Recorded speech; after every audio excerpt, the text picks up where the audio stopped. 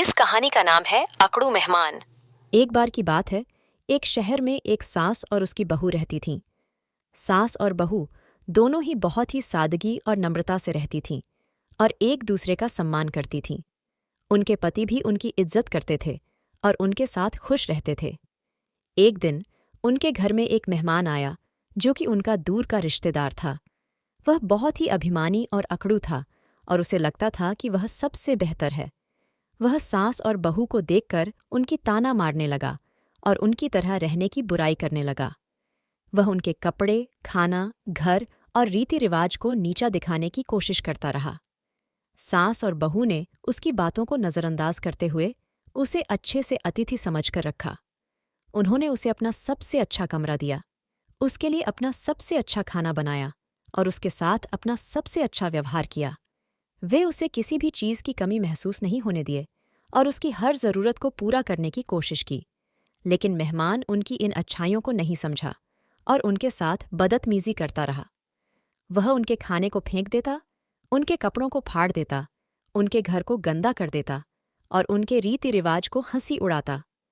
वह उनके पति को भी उनके खिलाफ भड़काने की कोशिश करता और उनके परिवार में झगड़ा पैदा करने की साजिश रचता।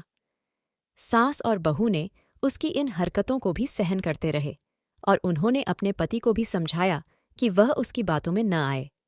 उन्होंने अपने परिवार को एकजुट रखने का प्रयास किया और उस मेहमान को भी अपना परिवार समझकर रखा। वे उसे भी अपने प्यार और स्नेह से भरने की चाहते थे। एक दिन वह मेहमान अपने घर वापस जाने का फैसला किया। उसने अपना सामान पैक किया और उनके घर से निकलने को तैयार हो गया।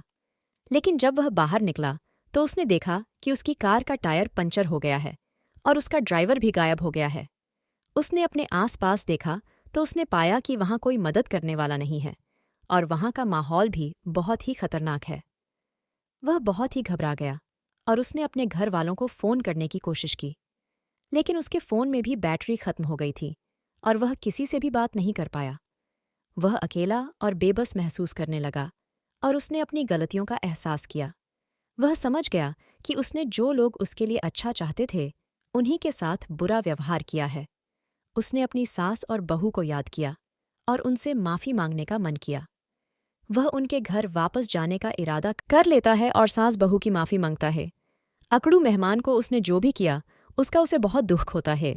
इस कहानी का मॉरल है कि हमें हमेशा उन लोगों का सम्मान करना चाहिए जो हमारे लिए दयालु और उदार हैं, और हमें अकड़ और बदतमीजी से भी बचना चाहिए, क्योंकि यह हमारे अपने बुरे का कारण बन सकता है।